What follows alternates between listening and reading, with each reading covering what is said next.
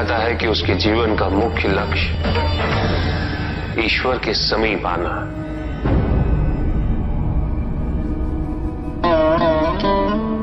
ऐसे लोभी व्यक्तियों को अपनी मृत्यु के समय भी यही दुख रहता है कि उन्होंने क्या कुछ नहीं पाया, क्या शेष रह गया। ऐसे समय में वो एक क्षण के लिए भी ईश्वर का स्मरण नहीं करते, अपने जीवन की निरर्थकता और व्यर्थता का बोध नहीं होता। मिलना चाहिए। धन चाहे कितना भी हो ऋषियत्र, मूल आवश्यकताएं तो केवल उतनी ही। तन ढकने के लिए वस्त्र, पेट भरने के लिए आहार और शरण के लिए भवन। इन आवश्यकताओं के पूर्ण होने के पश्चात जो भी है वो इच्छा है। धनी व्यक्ति के पास जो भी अतिरिक्त धन होता है वो उसे दान करना चाहिए, उनके उद्धार के लिए जो अपनी मूल आवश्यकताओं को पूरा नहीं कर सकते।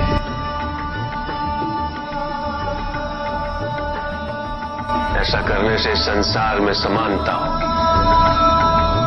द्वेष नहीं होगा, सद्भावना बनी रहेगी। किंतु कुछ व्यक्ति इस तथ्य को समझ ही नहीं पाते। उन्हें अपने एकत्रित किए हुए धन से इतना मोह हो जाता है कि वो उसका एक अंश भी किसी और को नहीं देना चाहते।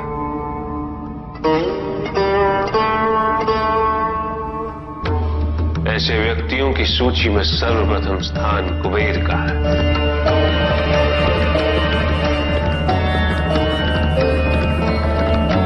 इस संसार में सबसे अधिक धन उन्हीं के।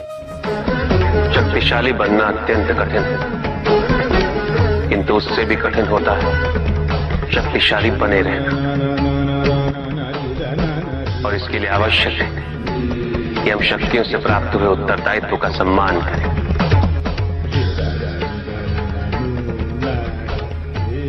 अन्यथा हम स्वयं पर निरंतर खो देते हैं और ये हमारे पतन का कारण बनता है।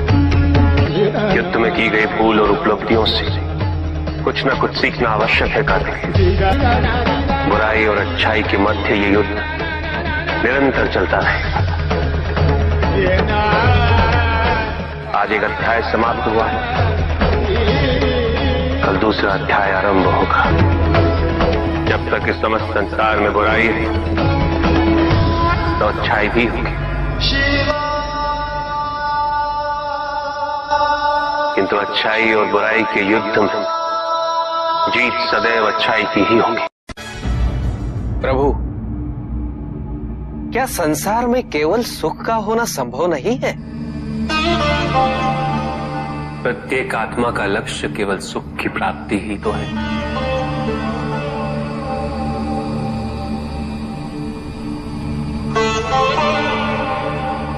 परमानंद की प्राप्ति। किंतु हम सुख नहीं, सुख को प्रदान करने वाली वस्तुओं को एकत्रित करना ही जीवन का उद्देश्य मान लेते हैं।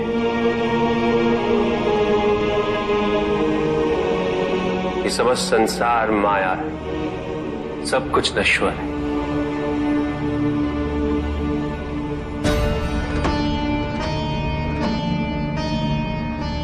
जिन वस्तुओं को हम सुख का स्रोत समझकर एकत्रित कर रहे हैं वो सदैव नहीं रहेंगे। जो व्यक्ति सत्य को जानते हुए भी लोभ का परित्याग नहीं करते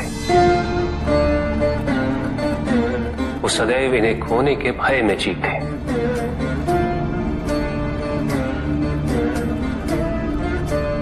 और जो व्यक्ति सत्य को जानते ही नहीं वो अहंकार में जीते।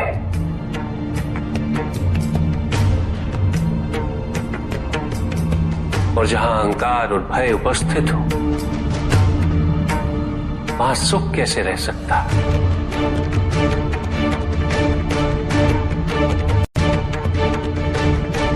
किसी को यह दुख है कि उसके पास कुछ भी नहीं, और जिसके पास सब कुछ, उसे यह दुख है कि पाने को कुछ शेष नहीं। सुख को हम स्वयं अपने दृष्टिकोण से परिभाषित कर देते हैं, जबकि वास्तविकता इससे भिन्न है।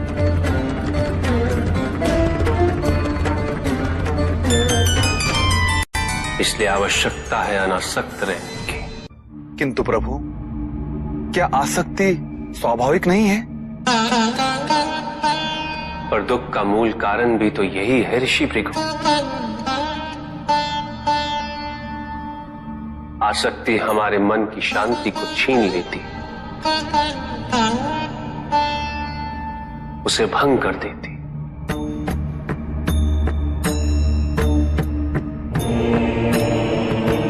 हमारी बुद्धि को स्थिर नहीं रहने देती,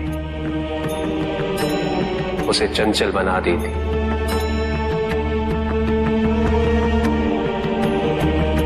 आसक्ति से प्रमाद की उत्पत्ति होती, प्रमाद मद होता है, और मद अहंकार का स्रोत है, और अहंकार पूर्णतः शुभता में परिवर्तित हो जाता है। अर्थात आसक्ति अशुभता की जननी, इसलिए अनावश्यक है। तो प्रभु, आसक्ति को अनासक्ति में कैसे परिवर्तित किया जा सकता है? और हम आसक्ति से कैसे उबर सकते हैं प्रभु? आसक्ति से मुक्त होना ही अनासक्ति है। आसक्तिहीन होने के लिए अपने और पराये का भेद मिटाना अनिवार्य है।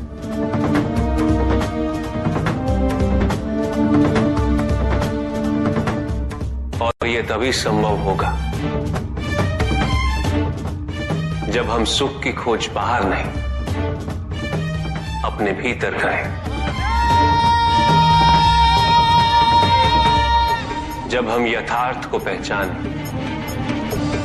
उसे स्वीकार करें।